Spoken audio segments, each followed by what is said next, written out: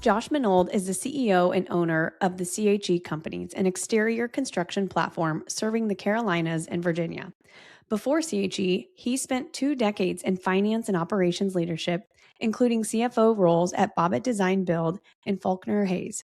He's also the founder of ITABWODI LLC, a parent brand for several ventures rooted in a question his grandfather taught him on the farm.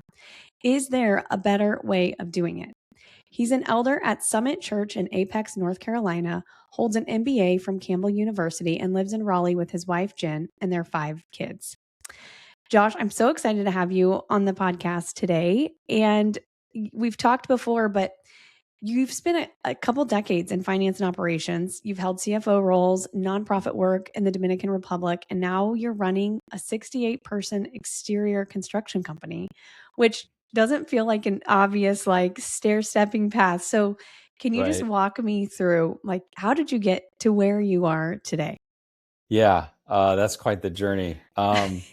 Yes. I always had an entrepreneur itch, and I always felt like God calling me to branch out and do my own thing. I just didn't know how to get there or what to do.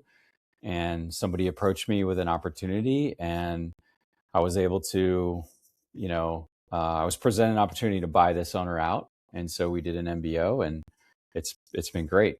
So that's kind of how it happened, and it really, I came to him as, how can I help you, right? Yeah. It wasn't necessarily I want to buy you out. Obviously, I told him my big vision is I wanted to buy an owner out. Yeah. But yeah, That's so cool. So what did the nonprofit work in the Dominican teach you that you couldn't have learned in just another finance role? What was that stepping stone for you? that stepping stone was the culture and people, and really when it comes to managing a team, having to do 3 different languages and so many different people, it just really taught me the soft side of things, to listen well. What somebody says isn't necessarily what they mean. So you got to make sure you understand what they're saying, especially if it's in another language. And so I just learned a lot about communication. Some days I don't know if it helped me out, but it definitely was a great training ground on just culture and leadership and dealing with things that you can't predict. Yeah. Was there a moment where you were like, I want to operate these businesses? What was the seed that was planted in your heart that you wanted to buy out an owner? You wanted kind of that responsibility of, I'm going to steward this business. So, yeah, I grew up in a family business. My dad ran a farm in Illinois. My uncle had a construction company. And so I grew up around that, and I always wanted to kind of follow in that. And so when I was working at Campbell and I saw what a CFO was, I was like, okay, that's my route to learn and grow in. And I really enjoyed what he did for Campbell. Yeah. And so I wanted to do that for other companies, but in doing so, find my way to how do you buy something, right? How do you get there unless you're given it? Or you just started on your own, and getting into finance made that very challenging. Yeah. Oh, I bet. So you said the thing you're most proud of on the business side isn't necessarily the numbers, and it's really the people. And you also mentioned watching people grow into leaders is something that you would have never predicted was something that just felt so valuable to you as a leader. So tell me more about that, and really, what does a culture have to be doing right for that sort of thing to happen and for it to happen consistently? Yeah, that's a good question. And what's most exciting for an organization is for people to grow, to come in, be super excited, and then to grow as a person, as an individual. A lot of people separate the personal life and the business life. And in reality, who you are at home is who you are at work. Mm-hmm. Some people are different. And so, I, I love just finding out who people are, what they're really passionate about, and then connecting those two, and then helping them be successful. And if it, sometimes it's meant leaving the company, but I'm still friends with them. I still check in on them, right? It's exciting to see their career grow. So it's more just, I think, a heart for people and knowing that everyone's called to something different. Yep. Is there something that you see in people when you're like hiring, or what are those? Are there certain values that you're really hiring for where you know, okay, I can mold them and I can watch them grow into really this next step?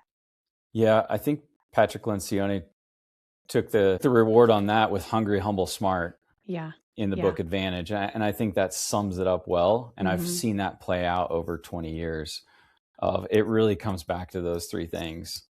And if one of those things is off, it makes it difficult. And normally they don't fit where the vision of where I want to go. Yeah. Yep. I think you're exactly right. So let's get into what the heck is ITABWODI? That is the acronym for everyone. That is the acronym of, is there a better way of doing it, coined by your grandfather? So you named your parent company after, this acronym. Tell me about that and really how this is now becoming just kind of the flagship of like how you're operating on a daily basis and what this means for you as you kind of expand your portfolios and in other businesses you're creating. Yeah, it doesn't feel like a big deal or a brand. It's just, growing up, right, on the grain bin, when I entered the farm in orange marker, it was, ITABWODI. And, we tap it. That's And cool. my grandpa was just always like, well, is there a better way of doing it? How do Yeah. you want to, I'm like, well, this is the way we do it. And he's like, well, is there a better way? I was like, I don't know. So I was constantly taught that growing up. And we wouldn't just take, oh, it needs a new part. We'd say, well, can we fix it with something else? Mm-hmm. So you were forced to be really creative when you didn't have a lot of resources. And I think that's where the skill got developed. And I didn't appreciate it until I got older. And I realized I was thinking that way and other people Mm-hmm. weren't. And sometimes they took affront to it because they were like, why do you keep asking me how we do things? They Right. almost, it's really challenging for some people because if you're not used to that culture of, is there a better way of doing it? It can be kind of intimidating because it's like, well, been doing this 20 years. This is how I do it, right? It's just been an exciting, keeping that curiosity. Lots of people have books about being curious is the key. And that's really what is there a better way of doing it does, is it keeps you curious to looking at every day, looking at fresh and new. And honestly, it kind of follows with my walk with the Lord is every day is, okay, what do we have today? Just because yesterday was this, what will today bring? And it's exciting to walk into every day curious. Yep. Yeah. So as you're walking into these days with full of curiosity, what has been placed in front of you that you're currently like in this moment? What are you working on and finding a better way of doing things? Like, what are the problems you're solving today? Is there something that's like top of mind for you this week or that you're focused on for this month? Yeah, with the onset of AI, that's obviously really changed a lot of things. I think first and foremost, my goal has always been, how do I help my people succeed? Yeah. And so it's constantly like, okay, let's look at our process. Let's look at our systems. Let's look at, do they need training? And so with all those things, now with the onset of AI, we actually created our own software. And we have a field tool now that is better than anything we could have purchased. Interesting. And it's been, it started out with my curiosity with AI. It was like, okay, let me figure out how to use this. And I needed a small group tool to schedule small groups, just a way to communicate and schedule. Because we were constantly like texting and it was just disjointed, right? Yeah. And GroupMe, it doesn't work the best. So I just created an app.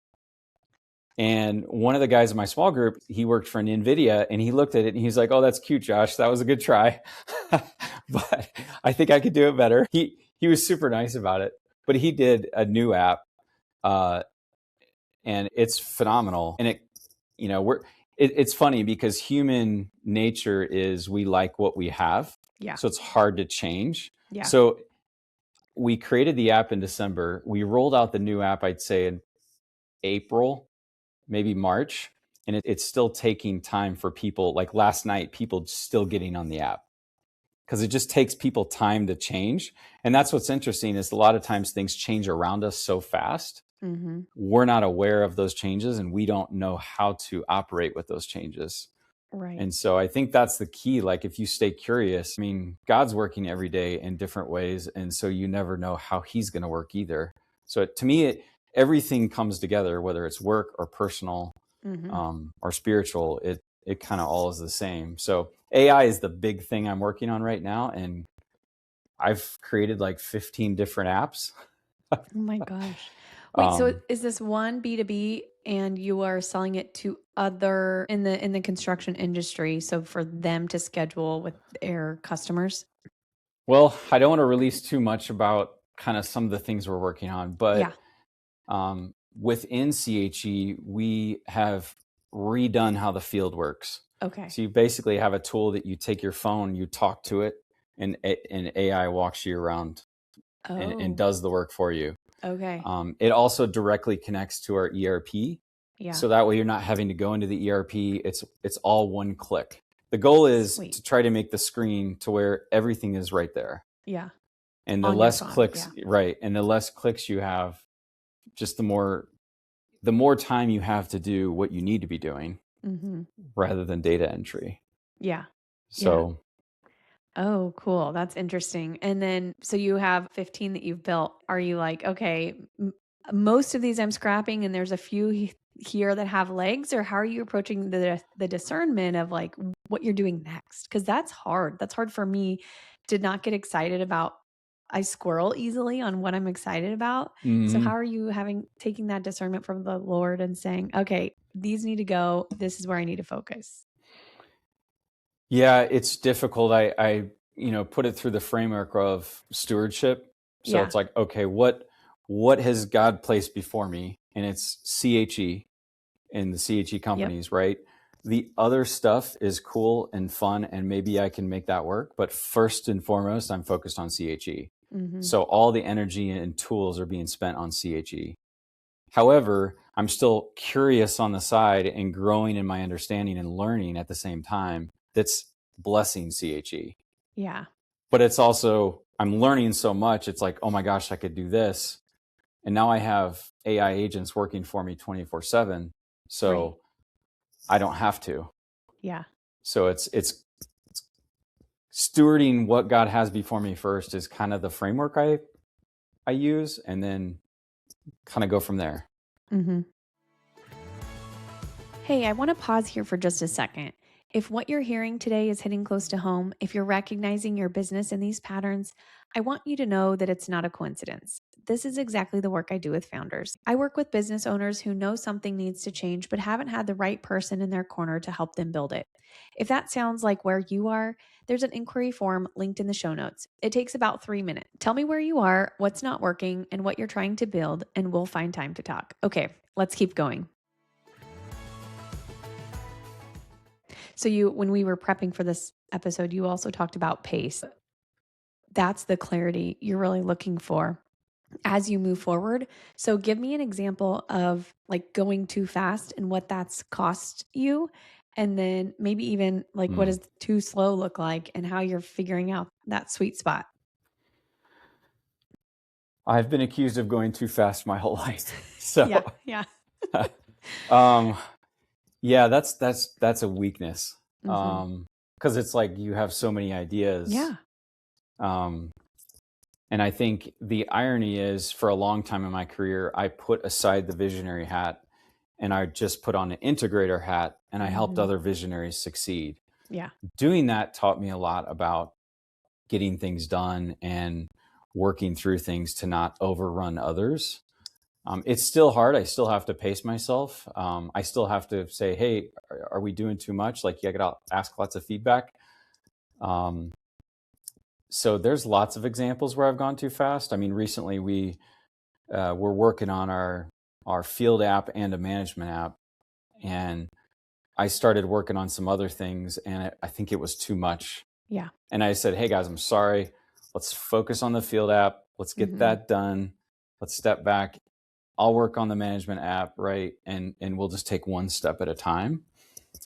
But it's challenging. I'm not the best at it. Yeah. But I try to listen well to others and what where they're at, because you can't move faster than where they're at. Right, right. Yeah, that kind of goes into also as part of the when we prepped for this, that you used to believe that the job of a leader was to drive harder than anyone else in the room. And maybe that's a pace thing, but now you're like, I'm not sure that I believe that anymore. Has that changed just by seeing, okay, what I'm tracking to is not necessarily what everybody else, or at least maybe it's a capacity thing. My capacity for moving is not always the capacity that everybody else has. Is it that's kind of driven that, or what has changed for you in that thinking? Yeah, it comes down to stewardship, right? Stewarding Hmm. what's in front of you. And so you Yeah. get this understanding of more of a shepherd.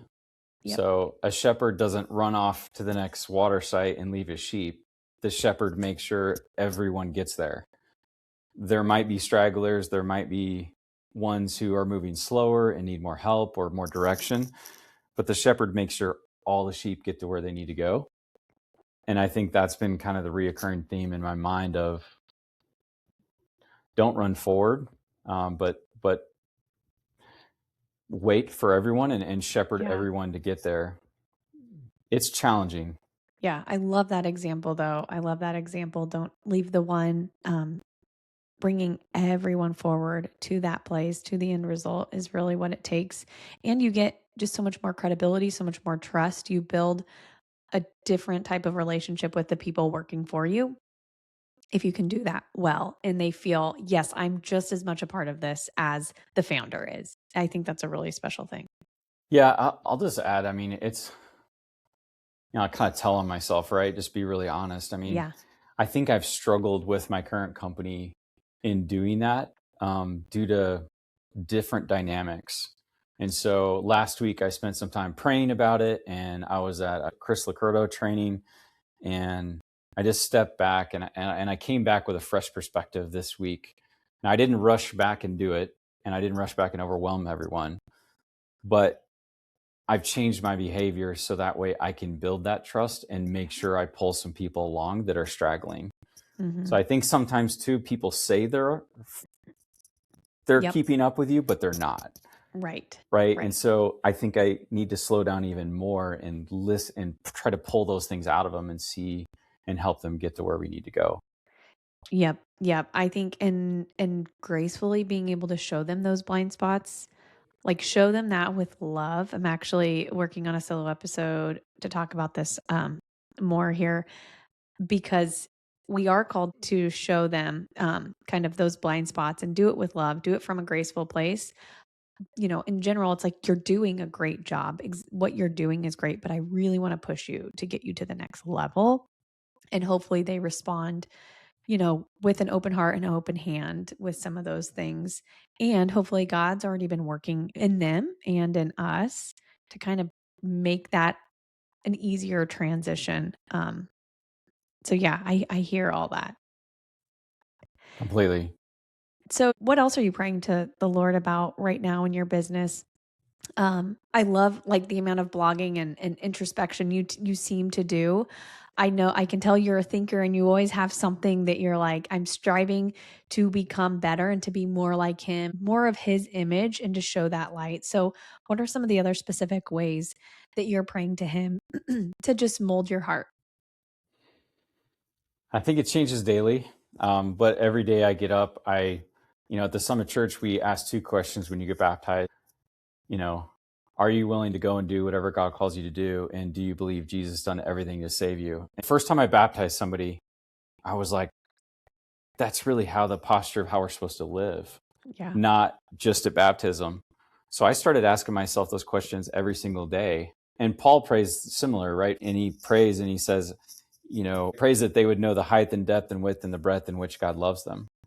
And so the heart prayer is the posture of, okay, is my posture today going to be towards that of trusting God in everything? Because Right. it's super hard when you're looking at cash, you're looking at family issues, you're looking at like everything coming at you is really overwhelming. And Mm-hmm. I have plenty of moments every day where I get overwhelmed, and I come right back to that prayer I said in the morning. It's like, no, I'm going to choose to trust. I don't feel like it, but I'm going to choose to trust that God does have this, Yeah. and he's done everything to save me, and he's working.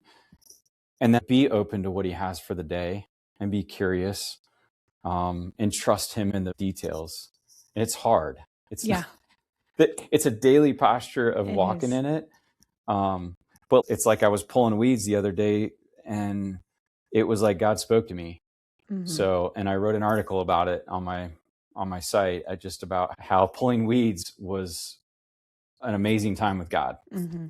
Yeah. And so what's exciting is like when you have that posture, then everything comes alive because God is in everything. Yeah.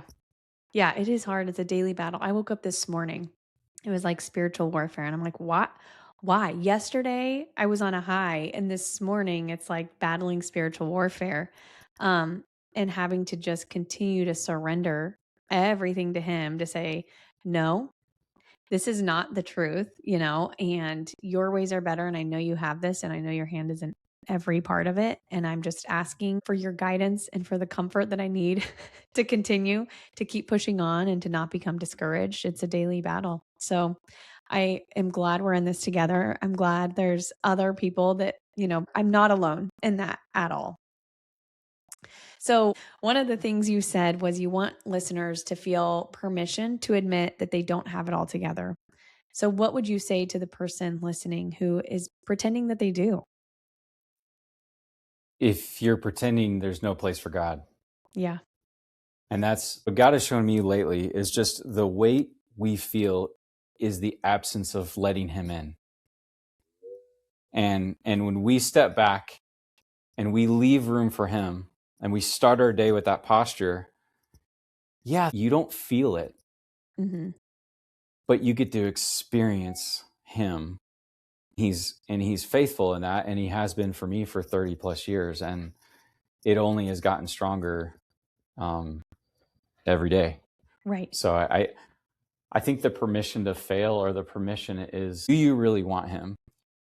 Right? Do you really want Jesus to be able to be your Lord and Savior? He can and he will, but he's not going to come in and take over. Yeah. So it's like you have that posture of just, okay, I have a weight right now. That's not from God. All right, God, you got this. Help me to walk through this. And you align your feelings with truth rather than let your truth fall in line with feelings, if that makes sense. Mm-hmm. Yeah, absolutely.